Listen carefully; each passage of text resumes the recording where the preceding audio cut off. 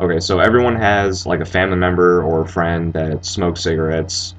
It's kind of a bad habit, but it's a choice, and I'm gonna like lay some facts down that will hopefully make some people change their mind about smoking cigarettes. Like I said, it's a habit, and it affects like the people that do it and the people that are around the people who smoke. So, to start off, the nicotine content in several major brands is reportedly on the rise.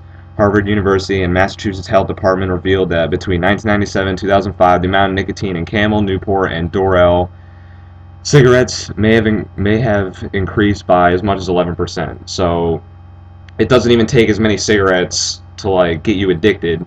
The addictive content is the nicotine that's in the cigarettes. So I mean, the more that you smoke, the more that your body's gonna become dependent and need it. And these are Camel, Newport, and Dorel. Those are major cigarette companies, and I'm sure that there's other companies that have followed like in their path and doing the same thing. Um, Another fact, cigarettes contain arsenic, formaldehyde, lead, hydrogen cyanide, nitrogen oxide, carbon monoxide, ammonia, and 43 known carcinogens. And I don't know about anybody, but I would not want to be smoking any of that stuff, like formaldehyde to preserve like dead frogs and stuff, lead, nitrogen oxide, carbon monoxide. All those are deadly gases, and yeah, I don't understand why anyone would want to purchase something like that would cause so much harm to their body. Urea, a chemical compound that is a major component in urine, is added to flavor the cigarettes.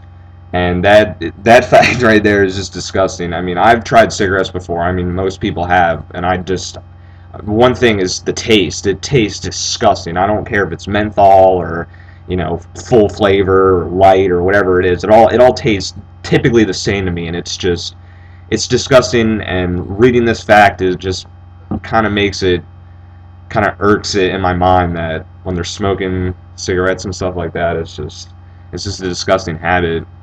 And it's getting all in your mouth and your teeth and all that. And it's staining.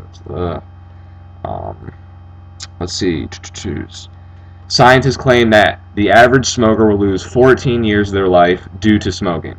But this, however, does not necessarily mean that the smoker will die young, and they may still live out a normal lifespan. I mean, some people can smoke from their 18 all the way till they're 90 and not have one problem, but there's some people that can smoke for 5 years and then all of a sudden have a heart attack or some lung disease or something like that. It's related to smoking cigarettes. So I mean, scientists claim that they'll lose 14 years of their life. I mean, that's it's up for grabs depending on the person and what your health status is and how you eat and stuff like that. But I mean, just knowing that 14 years, that's a long time to like lose of your life. If just from buying something that's going to kill you, I wouldn't do that to lose 14 years of my life. Um, Cigarettes can contain more than 4,000 ingredients, which when burned can also produce over 200 compound chemicals. Many of these compound chemicals have been linked to lung damage. I mean, like I said in the other one with all those other chemicals, there's just so many things that are in the cigarettes that people aren't aware of and that they don't even care to like look up to see what they're putting into their body, and it's sad to know that they're going to do that just to satisfy an addiction. um, let's see. Light cigarettes are manufactured with air holes around the filter to aerate the smoke as it's drawn in. It's just to help so it's not as much smoke going to your brain at once. And many smokers have learned to cover these holes with their fingers and their lips to get a stronger hit, just to get a high. So I mean, why even smoke a light cigarette? I mean, if you're gonna, the light cigarette is so that you smoke less of the smoke. But I mean, people cover that up, so it doesn't make any sense. It's contradictory to the purpose of it. The immune systems of smokers has to work harder every day than non-smokers. As a result, a smoker's blood will contain less antioxidants, although a smoker's immune system may be quicker to respond to virus attacks due to its more active nature. So I mean, it's kind of like, you know, like the antioxidants are the things that are going to destroy all the bad components in your body, all the pathogens and stuff like that. So you want as much as possible, and smoking reduces all that stuff. I mean, it says that they may respond quicker to virus attacks, but that doesn't mean that they'll be able to like take down the virus or anything that comes into their body quicker or anything like that. It has to work harder. So if it's working overtime all the time, then it's going to be weaker than a non-smoker's. Smokers often smoke after meals to allow food to digest easier.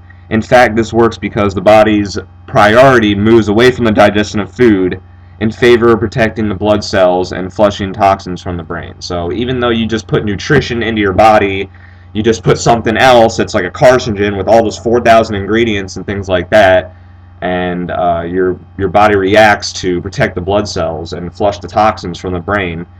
But I mean, all my friends smoke after meals, and they say it just makes them feel more full. But I don't know the feeling. I don't participate in that. But wanted to see the other one.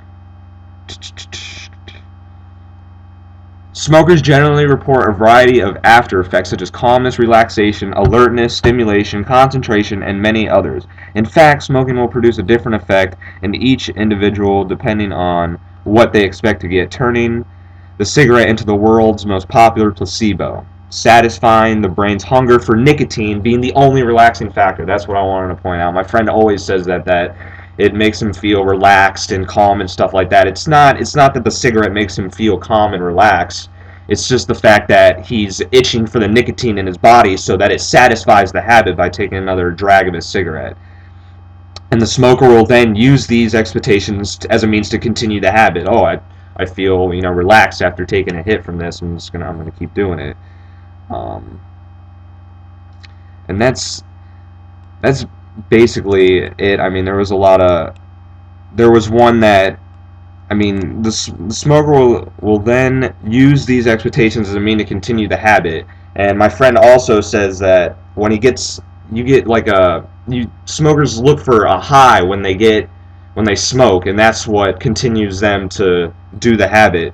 And it says smokers looking to get high will very rarely do so from cigarettes after the initial stages of taking up the habit. I mean, when you first smoke your first cigarette or whatever, the nicotine immediately hits your brain within like around 10 seconds, so you automatically get that woozy feeling or that high feeling. But after several cigarettes later and a pack or two, you're not going to get that anymore, and you're just going to continue the habit.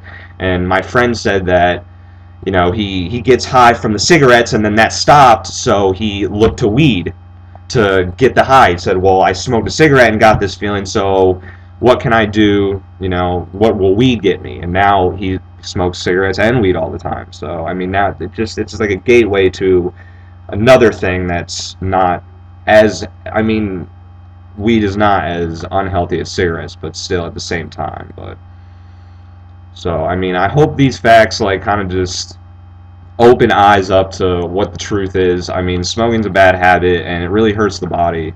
I just hope someone will like listen to this video and just know that it's not a good habit to get into, and it hurts like the people around them and stuff like that. Like, I have plenty of friends that smoke, and I don't, I let them know. I'm like, they're gonna do what they're gonna do. Like I said, it's a choice, but it makes me feel good that I can let them know. Be like, hey man, it's not good for you, to smoke this, and they'll just give you the shrug off, but they're gonna do what they're gonna do. But I hope that one day maybe they'll understand that it's not a good habit and it's actually hurting their body in the end. So thank you for your time.